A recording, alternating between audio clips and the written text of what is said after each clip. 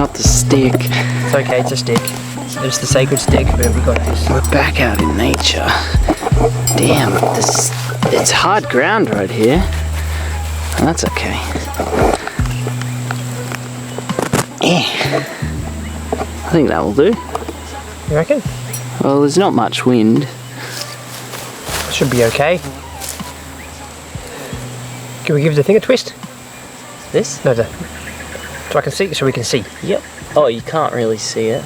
I meant like the I know. Yeah. I'm just fixing this up. Whoop. Can you see yourself? Mm-hmm. Cool.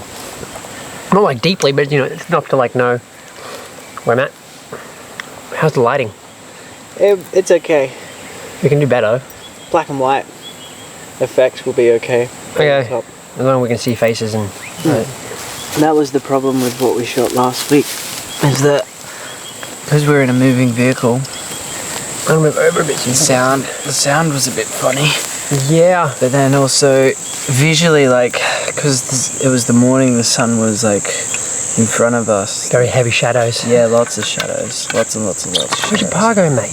Oh, fuck! It's alright, we've got Pargo here. Shit! See, this is how pissed off it happens when we miss our fucking Pargos. Yeah, it's actually like, I think the lesson is to, I like to remind myself, like, they also have their own life force, and they got to go on their own adventures sometimes, or sometimes they do get left behind, but then they always end up catching up to you. Like the festival, Earth Frequency Festival, just losing that bottle for those hours, like, yeah, I really realized in that moment, like, how passionate I was about my Pargo bottle. Like, it felt like a part of me was missing. I remember the look on your face when we saw you. Like before you saw the Pargo on like strapped to the trapstream or whatever it was. Before you saw him holding it, whatever. This look on your face was so defeated. Like, I've lost Pargo. Yeah. I'm like, Well, like, it was the first thing. Like, you also didn't know we knew. It's like the first thing was just like, I remember seeing your face, and the first thing I know was like, wow, he's not happy. yeah, I was distorted. I didn't feel balanced. Oh, But yes. don't be sorry. Do that. We need more of that. So we're outside again, and it's fucking sunny. And I just want to say, like, this is what I love about being outside. It's like, there's so much room to just. That's Like, that's what I picked up on the last 2 episodes. It's like being in a space and sitting down and having a discussion. It can get, like, it works, but it's not my cup of tea, I don't think. I think I need this outdoor space to feel my most alive. yeah, yep. It's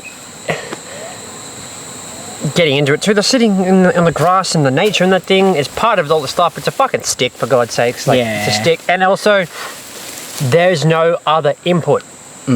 It's us and whatever's in the elements around us. And I think that's really important for this. Like the sound of the bugs and the birds, you know, like, and that bird behind us. It's really, like, we're using a stick. For Christ's sake. We're using a bloody stick. It's as if it's not our influence to be out in nature. I know that we've been on this, like, fuck perfectionism and whatnot, but there is no harm in a little bit of, like, organisation.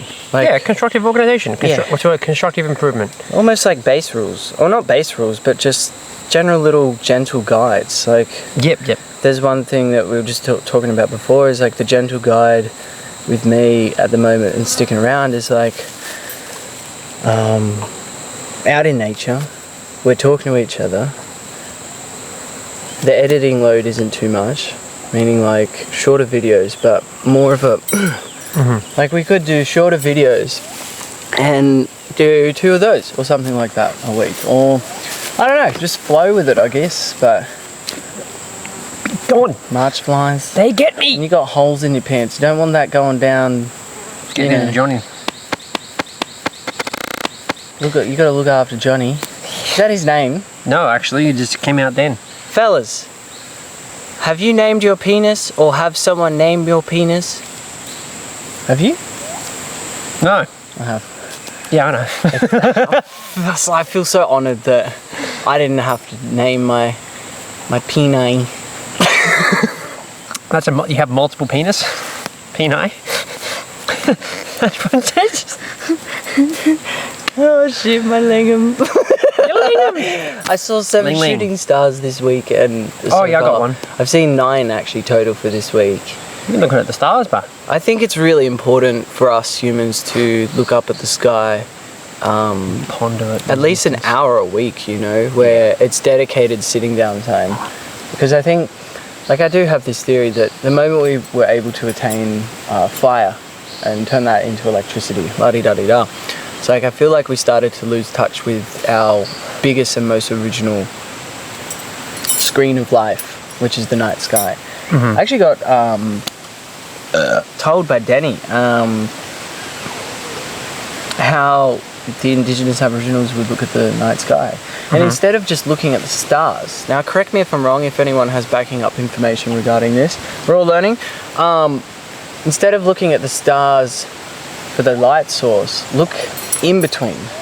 So look in between the stars. So gaze at the darkness. And what I found by gazing at the darkness instead of trailing my eyes, directly at the stars, is it almost seemed like there were patches of darkness that were creating almost states in the sky. Oh, yep. And I thought the night sky. Ow, damn it. Oh, no. You got me. No. Bloody. What? Go away. Australia for summer. Yeah, the sky's persona changed for me that night when I started to look at it differently, and can't help but go back on this feeling of everything that is in a infinity loop, down to our cells and our molecular structure. That stuff can be found in the cosmos. That same thing, spark that's in our cells is up there. There is that whole saying of we came from stardust, everything did. It's fucking interesting though. Space has been on my mind a lot this week. A lot has been on my mind. The realization that abundance is now and everywhere. Abundance just is, and it's up to us to tap into it. Yeah. That is a good one, actually, the whole abundance thing, because there's all these fucking affirmations out there, I am abundant, money loves me and I love money and all that kind of stuff. But it's yeah, but you got to believe it, and believing it is a different thing. And I think affirmations only work if you believe what you're saying. So for the whole, say, I love money, money loves me, money comes to me effortlessly. Great. Do you believe that? And if you don't, how can you make yourself believe that? And the way I have made myself believe that is by saying that abundance already exists and it's up to me to tap into it. Yeah. Yeah. It's not I have to become abundant. I'm fucking abundant. I just have to figure out how I understand that. That's the now part. It's abundance is now. It hit me just the fact that life as a whole is pretty abundant and opportunity filled, and that's abundance. I've been saying to myself, you got everything you need and what you want now, right now. I think a good hack for abundance is if you want something, check yourself and look at what you got already. Gratitude is the hack for abundance. It's it's a feedback loop. When I'm feeling low, I'll be I'm grateful for this, I'm grateful for this, I'm grateful for this. And that, even the smallest level, creates I'm focusing on things I like.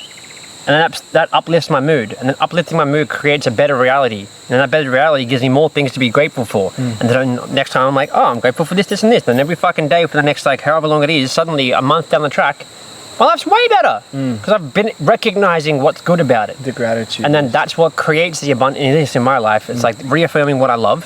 And then that creates more of what I love. And then I love things more. And then so forth. And I think there's a mental and spiritual aspect to it, but then there's also a physical action side to it. Yeah. I was raised on this saying of you get nothing for nothing. So what that is in referral to is you got to put in work, you got to put in effort to receive that effort back or something in return. And I think with all this manifestation jargon, I think there's one massive fundamental part that a lot of people, including myself along my timeline, has been skipping out on, which is the action part. Yeah. And we can believe that, like, yes, the mind is mighty powerful, but I think we've been given a body and the ability to move forward, to craft these actions out of these intentions and manifestations for self. Yeah, it's fucking, like, it's yeah. I'll say, our body is the interface in which our minds create a reality. Like, it's the thing, our mind comes up with shit that our body has to do to make the thing that our mind wanted happen. Infinity, man. It's fucking zoop, zoop. Yeah, Feedback loop. I've been around enough of the fucking hyper spiritualism to be like, okay, like, prayer matters. You know, like, the thoughts and intentions and manifestation, if you want to call it that, like, that part of it matters, and getting clear on those things do matter. But then the aligned action towards that's what's actually going to make it fucking happen. Like, and then when life throws you a fucking thing that's like, oh, look at this, I just landed in my lap. Chances are it didn't just land in your lap. You either did something that created that space for it to land there, or someone threw it to you because I heard you enough times. And then someone else's action gave you a thing. See.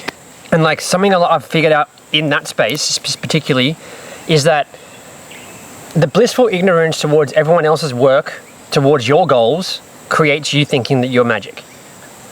Whereas sometimes it's just nice to do your own thing and get the shit done. I'm not saying there's anything wrong with sitting, meditating and creating and going, I'm manifesting this, because yes, enlightenment can be reached through states like that. That's what monks do.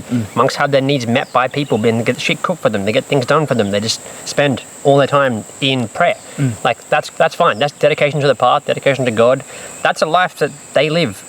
But their action is to do that.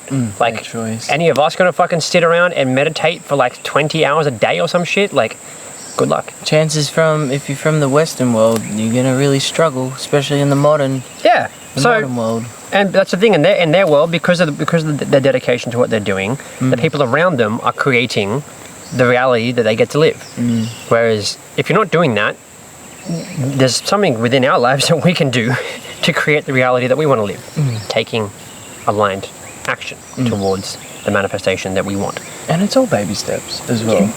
And it's baby steps and dedication to that intention, you know, to keep having that inner reminder of why you're doing what you're doing. Because I think that's one thing I've really tapped into recently in these last 2 months, like the art stuff, the creations, is that week in, week out, I reach this point where I have to remind myself of my whys and my whats, and why am I doing what I'm doing, and what is it that I'm creating for myself or pursuing, it's like, to stay dedicated, that in itself is a skill. To start something and relentlessly, like, not give up on it. And I think it takes a few times of having this marvelous idea and giving it a good crack, and then kind of dropping out. I think, I know for myself personally, I'm a repetition type person. I gotta keep doing it to really get it fucking ingrained in there. Hence the last 5-6 years of just repeating Happy Tuesday. A lot of that has been for my own mental well-being and my own intention, my reminder of like, just so happens I'm one of those people that are very happy to be loud and share what I've got. Another layer to that, the cherry on top of the cake, is there's been people out there that really relate to it and can act off it too. And it's like, well, true. The raw, limitless expression of you and myself and the people that we manifest in our lives because we choose to be around them is just a celebration of that exact element. Like, let's fucking be loud and be ourselves and do that thing. And I love the Happy Tuesday movement because there's been something, ever since I've known you, you've just repeated on a near daily basis, if not a daily basis. Every day. And it's just like, cool. That's actually, when I first heard it, I was like, cool. Then, like, I've known you for like 5 years now or something. And it's just been every day. I'm like, yeah, this is the real thing. Takes off. Grounded, and the amount of people that, like, you'll say it to, and I hear it back to me in different ways. Yeah. Like, even in our closing meditation to the men's circle, how Jimbo brings it in every fucking time. I'm like, hell yeah, like, let's do it. Like, run on the fucking online men's container, and then, like, in the calls, he's going, Happy Tuesday, fellas, and it becomes part of the thing. I'm like, there's power, and it's great. I love it. I love that you create that, and the thing touching on like the consistency and the failing over and over again. Like, it's funny to see, like, I've heard this for years, the idea that you got to fail a million times before you succeed. Yep. And then I think it's funny being at the point of, I'm not going to say like the point of success where there's like, yeah, but the fucking thousands of times before this that it's just been constant failure. It's like, you got to keep failing. And I think I've watched you consistently fail, knowing that you're going to do it again. You're going to try again. And every time it's like, another one I got learned. It's the same in my world of things. I'm like, I'm failing at this. I'm not going to stop doing it because I want this result eventually. And if I'm not getting that result, I look at what didn't work and keep going and keep going. Like, we all have lessons to learn, I suppose, in that realm. But I think our karmic route, you know. The strongest part that is probably the easiest way to sum that up is discipline. Yeah. Like, there's a discipline to being creative. There's a discipline to living a life of creative outlet the way we do. Like, and sustaining ourselves of shit like this. Is that you got to fucking put the work. It's work. And I'm waking up with that mindset. Yeah. Like, this is my job. This is what I'm choosing to do for myself and my local community and the people all around the world. It brings me to ask you just about what you do and if there is a calling, you know, within the new year to initiate more men's groups, more embodiment groups. Like, yeah, what's your forecast? What are you feeling? there is a intention with that. I learned through failing most of this year, like succeeding, but in my own world, failing to actualize the dream I wanted, which was I can't be everywhere at once doing these courses. I've learned some shit and I know it's valuable, and when I share it to people, they get value out of it. And I've gotten heaps of value out of what you taught. Thank you. Sorry to interrupt. No, don't be sorry. That's right. That's it. And I think the biggest thing that I've learned, and I'm going to launch in the new year, is that there's a part of it that's service, sure, to others, but there's also a new element that I need to bring in for myself. I practice what I preach, I do, and I want to use that to do other things in my life and then bring, like these men's groups, for example. Yeah, it'll look similar. I want it to be more of a cyclical thing rather than being like a let's launch on this date. What thing? Cyclical, cycle. Like a cycle. A thing that kind of that keeps going. Yep. Because I have found that with this whole launch program thing, it's like 8 weeks starts here and ends here, and then like the momentum builds by the end of the 8th thing, and then suddenly it's just cut off. You know, and I've noticed that like in the containers I create, there's a yearning for more for anyone who hasn't actually, anyone who actually has done it, and then I go like, oh, there's what's next, and where I think I can do better, and what I am doing is creating something that's going to be continuous, more of a community based. You know what I mean? I think as well though, like you can't really put a time scale on healing. Meaning, like after everything that you do bring to their lives, these men's lives, like we were saying before, it's the action, right, of those practices and so forth that will start to entail like where they are at on their journey. It's not like every week. There's something to dig out. It's like that healing game. It takes time. Time for things to pop up where it's an opportunity to tap into something that triggered you or is sitting within you that la-di-da-di-da. It's like, I think what happened after is the fact that you supply these men with tools to nudge them out into the world, to be a walking example of what they've learnt about themselves, what they've bravely, intentionally dived into, you know. And on that journey, whether you hop into it at the beginning of your journey, like this opens up your healing journey for you, or whether you've been healing and you come into it, that after part, just from my own situation, my own life, I can understand there's tools that were brought into my life that have come in handy after, whether in the container or not in the container. These are lifelong skills, and it's just like repetition of amplifying those skills that are brought to us. And I think it takes trial and error to figure out which ones work for you, which ones don't, and that might actually nudge you to go off and find your own fucking tools. Yeah. You know? Yep. And that's part of the intention as well, because the whole thing for me is a community of people. So like, yeah, the tools I can give away, and like, and I give that away for free. Anyone I fucking meet who's like, hey, I'm having an issue with these parts of my thing or whatever. If I have a way that I know can support that in some way, I'll give it away for free. The thing that I think is potent about these sort of things that I've been creating is the community aspect. Is that like, oh, there's a place where I can share these things where the people who are in this have done it, or at the very least understand what's happening here, and I can skip all the extra explaining those of why the fuck I'm doing what I'm doing and go, hey, I did my aspecting practice and this came up and I'm not sure where to go from here.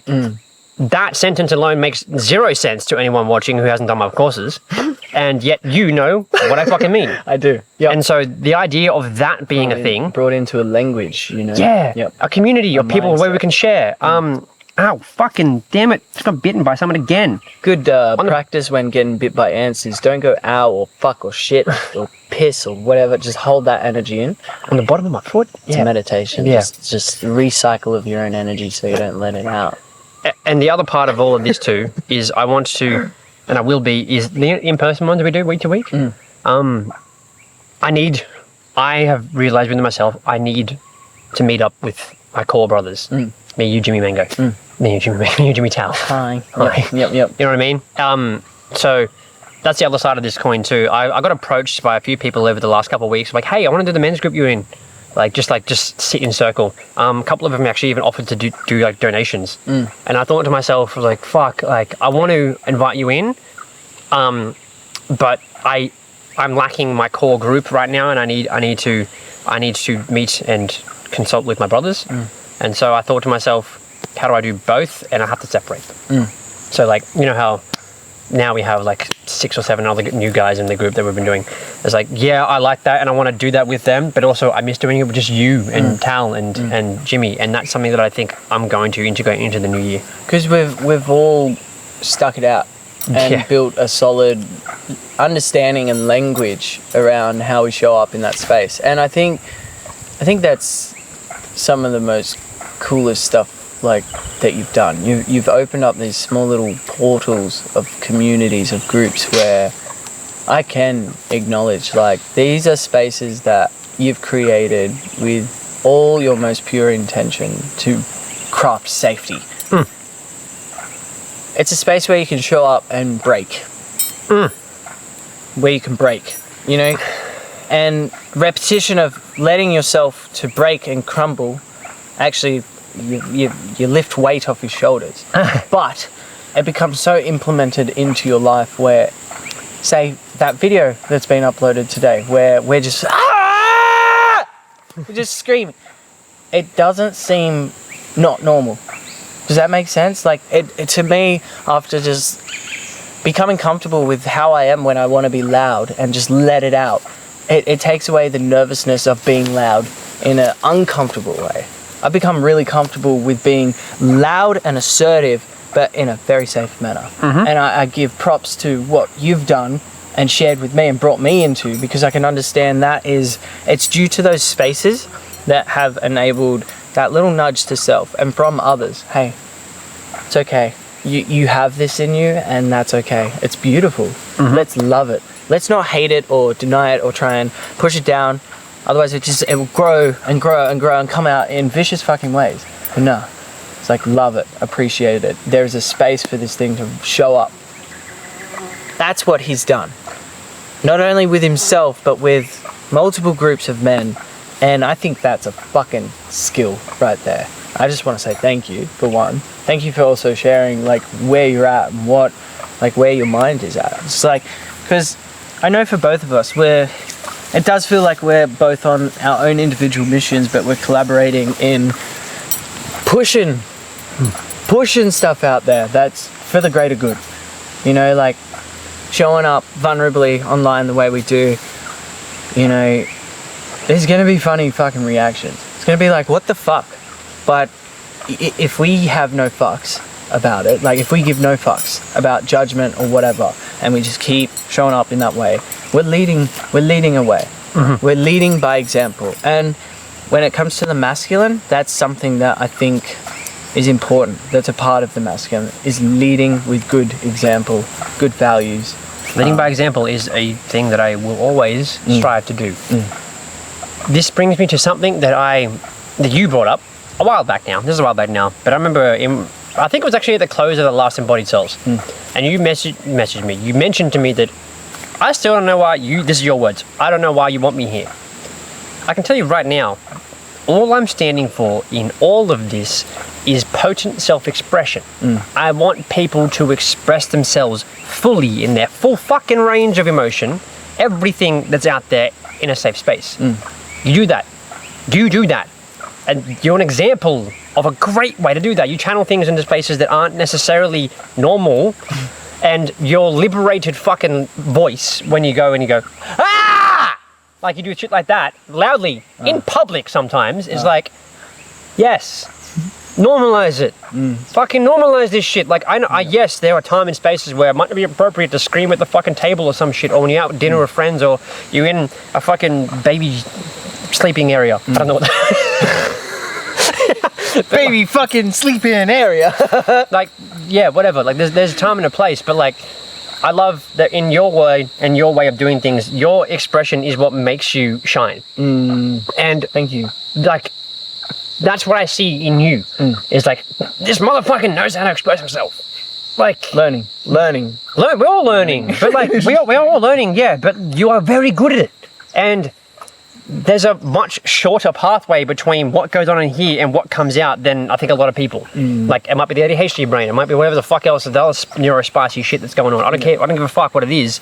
It comes out without having to bypass the reasoning so much. Yeah. And which can be a positive. And it can fuck me up. It's fucked me up. But it's authentic. Yep. And that's what matters to me. And that's what I've started to really, really tap into, is like pure acceptance for those what are considered as fuck ups, or being told I'm too much. Like, fuck it off. Back it off. Yep. It's not needed. It brings me up to a memory from the other day, driving with Tao. Coolangatta. We're out there. So a little bit busy, and basically I've raised myself not to ever catcall from a window, especially to women. None of that bullshit. Like, I'll say hello, I'll acknowledge, I'll give you a wave, maybe the finger if you give me the finger. Like, but I trialed something the other day, and I fucking love what happened. Oh my god. Okay, so there's a couple just waltzing on their way, and I'm like, oi! Like, as if it's like aggressive. Is someone about to come after us, like type vibe. The moment they turned around, I was like, I love you. You're awesome. You are pure. You are great. And just like shot them some fucking love hearts. And I loved it because what it showed me is the power of contrast. So initiating that, hey, with a lot of like almost what is considered the normal perceived or the perception of what is aggressive tone. It's like, I've aggressive toned you, but then I fucking just sent you so much passionate love that it cancels out the why I got your attention, and you just fucking you know, like the smile on both of their faces when, you know, right after that raw, like, I love you, like that, they're just bam, instantly. It was fucking amazing. So if you ever call from out a window, give it a go. Just yell out as if you were about to punch on with someone, but then do the complete opposite and send them so much love. And when you say that, passion is key. Make dead eye contact and send them a love heart. Yeah, it's really, really, really fun. That's cool. Yeah. That's cool. Contrast, yo. Yeah, it does work too. Like the contrast side of thing, it's a very powerful way of doing things. It brings up that saying of like, when there is destruction, there is creation. When there is creation, there is destruction. Once again, infinity loop. It's just, that's what I'm realizing a lot lately. Is like, I was speaking to Gigi about this the other day, about how there are some questions that are so large, like where does God come from, where do we come from, what is time, all these big questions where it's like our humanness, our human mind actually probably would not be able to comprehend the fact if those answers were to ever become that's why they haven't got an answer. That's it. And I think just to simplify and hold your mind from really rabbit holing yourself into these non-answerable questions is the simple infinity logo. Meaning like it is so big that it is just everything. The answer is everything. The answer is scattered throughout everything that is around. What is God? Look around you. Everything is alive. It's got the God particle in it. I just want to touch something. You've put it up a few times now, the infinity thing. And it's funny how today I was sitting in Rock and Roll Cafe, had a moment to just kind of scroll some shit because I was. And what came up was actually someone talking about spine movement and like how to exercise your spine. And essentially one of the exercises he had, and one of the ones I'm going to do, is you put a pencil through his sternum and put a bit of paper on the outside of it, and he goes, with the chest, draw an infinity circle. And then there's like an infinity symbol. And the quote that got me was that like, well, if God were to have a signature, it'd probably be the infinity symbol. And you just saying that then, I was like, fuck, that's really good. It happened today. I love that just popped up today. I'm like, yeah. It's like, I think it's appropriate to actually answer some questions with that infinity. And in a way, this feels like new language for me, a new simplification on some really large things that my mind can really get involved in, that doesn't probably need to get involved in. I feel like on my path I am on that route of simplification. Like, you know me, there are some large words I choose not to use and replace it with another word that is almost like a synonym of that big word, but it's actually just a simplification. Like simple fact of like, I don't want to fall in love because it hurts picking yourself back up, so I'd rather rise in love. Bringing that new angle into it. That's just one example of many, but yeah, fuck, there we go. You just got me thinking about, I think I'm all about symbols. I mean, hello, Ant. Yes. Love them. Next tattoo might be an infinity one. I think that's just it. Like, I could do that for you right now. Stick and poke. You have ink? Yeah. Oh, fucking, can you do the thing? You fix with knuckles up? Yeah. Fuck, cool, great. Yeah. Cool. Mixed media artist, yo. Oh, yeah, that'd be very helpful. Cut it there. Yeah, that was done. That's a good amount of editing for me. That's some gold in there. I gotta get my hustle on. Gotta step right into this next part of work. Yeah, the car didn't apparently work out. Fair enough. Yeah, we did one in the car and it was just, nah. Would have been too hard for you guys to hear us. And visually it wouldn't have been appealing. And I'm in an understanding that people like to look at pretty things. And people like to hear pretty things too. And I want to also just add to that thing that it's not a perfectionism thing. I remember feeling when I fucking did it that there wasn't much in it.